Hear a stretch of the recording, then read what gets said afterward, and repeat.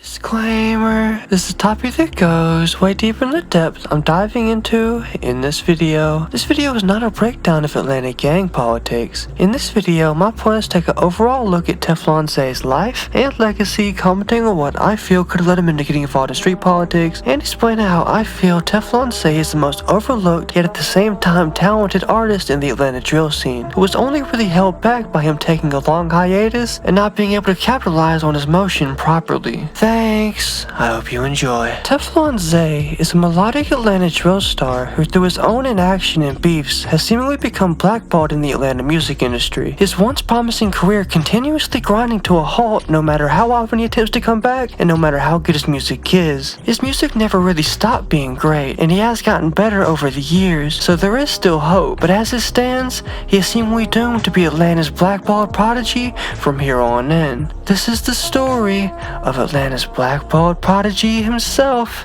Teflon Zay. Born and raised on the west side of Atlanta, in the Dixie Hill neighborhood specifically, a young Zay will be brought up under a very supportive mother who tried his best to shield him from the criminality he'd end up seeing outside the house. The area they lived in being an area where crime excelled on the west side. This is easily proven too, as Teflon Zay would end up joining with the four-way 8L street crews who claim the Dixie Hills neighborhood as their own. I'm getting a little ahead of myself though. Zay has gone on to say that he has been rapping as early as 2011, which means way before he was a teenager and way before the gang shit. But he wouldn't end up posting the music until he was a teenager under the stage name Lil Zay. Most of that era of music has been scrubbed from existence, probably by Zay himself, but it shows that even before clout became an option, Teflon Zay was aspiring to make music and to be heard, which in my opinion is pretty admirable for an artist. In his now non-existent Off the Porch interview, he said that before he got serious musically, he worked part-time at the Kroger grocery store, and he was said to have been attending school at the same time. I'm not gonna lie, him being a gang member who went to school and got a real job to pay for studio time is wild, but it shows bro for real has good parenting.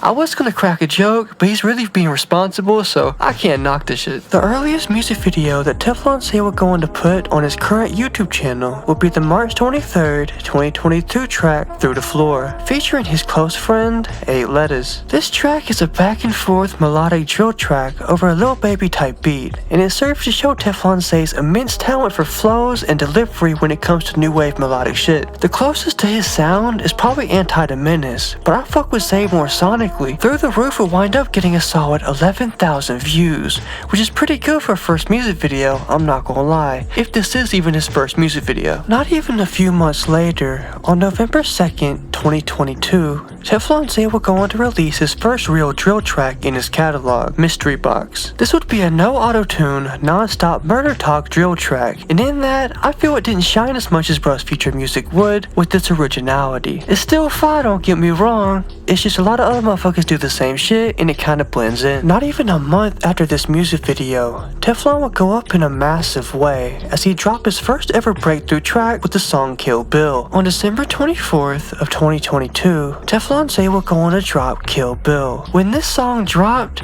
everybody in my town was blaring it, and if I look at my playlist from that time, I'd wager that this track is in damn near every single one of them. It's hard to describe bro's flow and cadence, but it's slight auto-tune, not yelling, but a raised voice type sound. It's like taking Baby Kia and toning it down by a lot. In all the right ways, of course. Shit's fire. Kill Bill is currently sitting strong at a nice 497,000 views, and would break Zay into the ATL drill conversation fully. Stemming from the success of Kill Bill, Zay would go on to post 3 songs in quick succession after this: Switch Thing, Friezo, and First Night in New York. All of these songs being melodic and showing Teflon Zay's range, as one is sad, one is a drill track, and the other's a mix of both. Each track only really getting 15,000 views, 60,000 views, and 12,000 views respectively, which I feel is a travesty, as bro is really starting to begin to experiment. It really deserved way more love. On March 1st, 2023, Zay would end up jumping on a really hard-hitting Herrick beat, and in my opinion, he would spaz on it. Bro is the king at unorthodox delivery deliveries, and flows, and he's matching the heavy bass and weird sample of this instrumental almost to a T. This track would be the first in a while to break 100,000 views, with it stopping at 153,000 views as of this recording. Keeping up with this trend, Zay would go on to drop both songs Danny Phantom and Like a Genie. This, in my opinion, would begin the golden age of Atlanta drill, and when I began to listen to the scene ultra heavy on the west side specifically. Like a Genie specifically would always be on repeat in every single one of my playlists. It seemed like Teflon Zay would always bring energy to every single verse he spit without having to resort to straight screaming like so many others in the scene. L5BK. Those two tracks would wind up setting the stage for Teflon's April 11th, 2023 track BMF, which is currently sitting at a nice 258,000 views.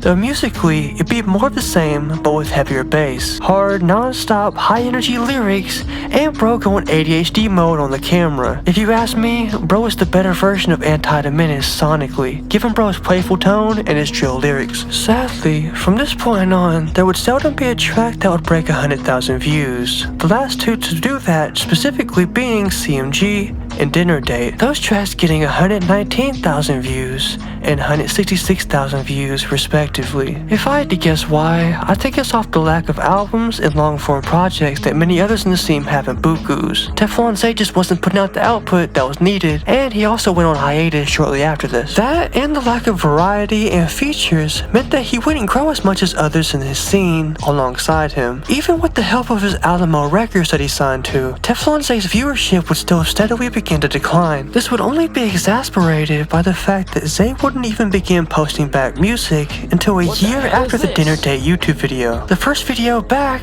being You Know It's Zay, would only get 24,000 views, even though it's arguably one of the best tracks up until that point, in my opinion. This would begin the era in which I call the underrated era of Teflon Zay, as he dropped 5 track after 5 track, with almost no flowers given to bro other than his diehard fans, with songs like Jug With Me, Old Block Land, and Devil's Advocate getting 58,000 views, another 58,000 views, and 79,000 views respectively. Each of these tracks are arguably better and better than the ones that blew him up.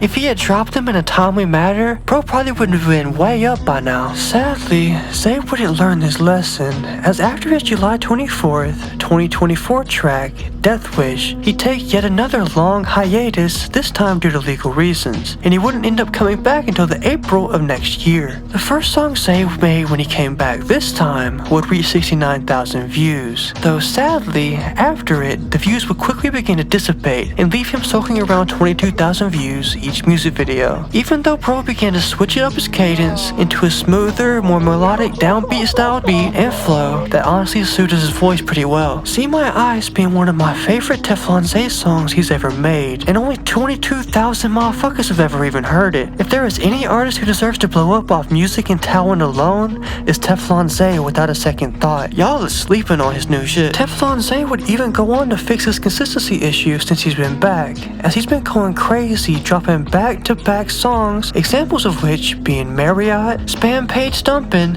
Jada Wada, Usher, and An Orbit live performance. All these tracks only ever getting 22,000 views, 26,000 views, 13,000 views, 16,000 views, and 3.1 thousand views respectively. Again, y'all need to go fuck with his music. He's easily only getting better and better, but he's only losing motion as time goes on. Shit is a tragedy, and he doesn't even deserve it musically. He's fucking great. Teflon Zay's latest track, the August 12th, 2025 track, Adele, is yet another 5 track that plays into a lot of Zay's strengths as an artist. It only has 3.8 thousand views at the time of the script. It's almost as if the industry itself is trying to blackball Teflon, and I'll say why I think that. Once upon a time, there was an off-the-porch interview with Teflon where he said he used to work at Kroger and his real name was Isaiah. That interview has since been scrubbed from the internet. I can no longer find it. That, along with the lack of collaborations he has, even though he has label support, points to the fact that the overall Atlanta scene wasn't fucking with him or trying to promote his shit. Seemingly, he got caught in a 360 deal and was put on the back burner when he decided to go on hiatus, and unluckily for him, he seems to have pissed off some label execs while on break. That's my theory at least. Given his music quality has only gone up, but his viewership keeps going down. It has to be an inter-label dispute. If you can't tell by the amount of glaze I've done in this video, video. I'm a pretty big fan of Teflon Zay, and I hope he can rise back up and take over the scene. I'm not huffing enough copium at the moment to believe he will take over the scene, but talent-wise, he damn sure deserves it, if not fucking, I guess, Baby Drill. Here's hoping he can claw his way out of the pit to at least 100,000 per video again. Here's hoping. If you like this video, be sure to like, comment who y'all trying to see next, and subscribe with the bell to see all my future uploads. Next week will either be a video on Baby Kia, a video on Huncho, a video on L5, or LaserDim 700, or whatever the fuck his number is, I forget. I am starting college this week, so shit's about to get hectic in my IRL, with doing the job and doing this and doing everything. But y'all ain't gonna probably notice, 'cause I'm gonna keep my output the same for y'all. As always, I appreciate y'all's support, and with all of that out of the way, peace out. Chill out. Fight for the future. I'm doing my part. I'm doing my part. I'm doing my part. I'm doing my part too. They're doing their part.